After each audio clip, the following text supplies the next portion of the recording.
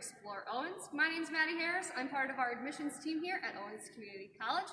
Today we are in our Center for Emergency Preparedness here on our Toledo area campus with the chair of our Fire Services Department, Rich Ottensman. Rich, thanks so much for being with us today. Thank you for being here. Awesome. Could you tell us a little bit about Fire Services programs here at Owens?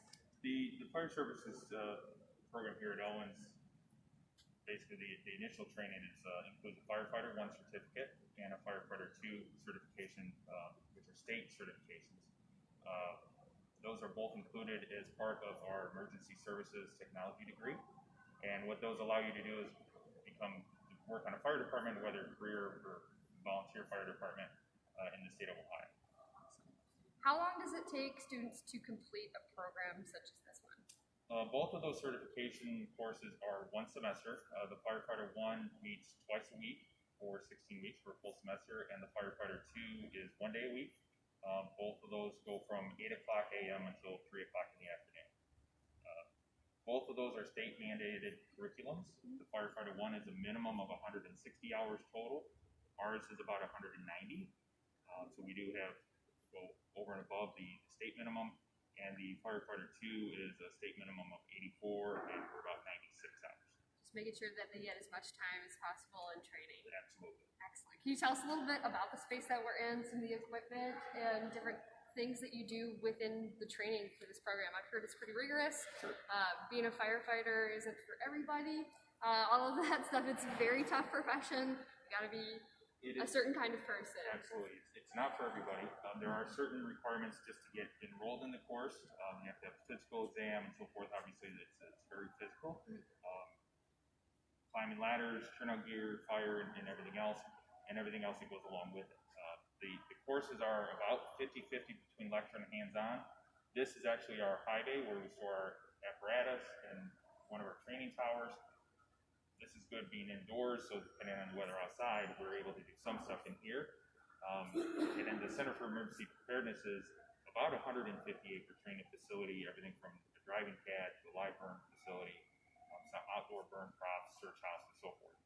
So we have a whole variety of topics that we cover as part of the training, and you have to be able to do it all.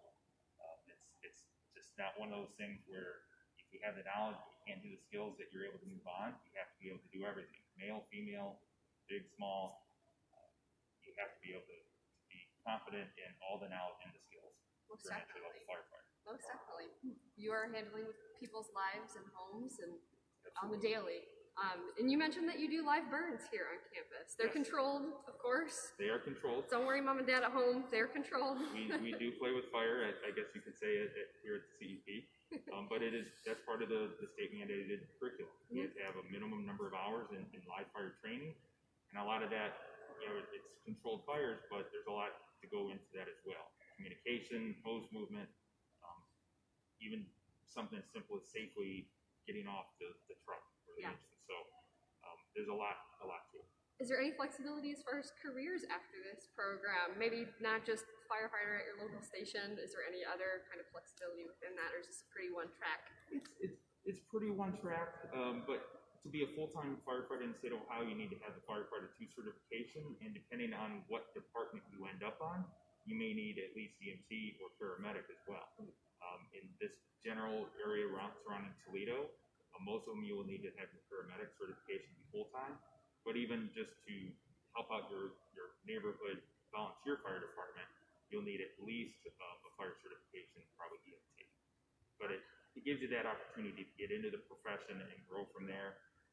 Where you take it beyond there, fire investigation or so forth. So there's some growth and opportunities after. Growth, yeah. Awesome.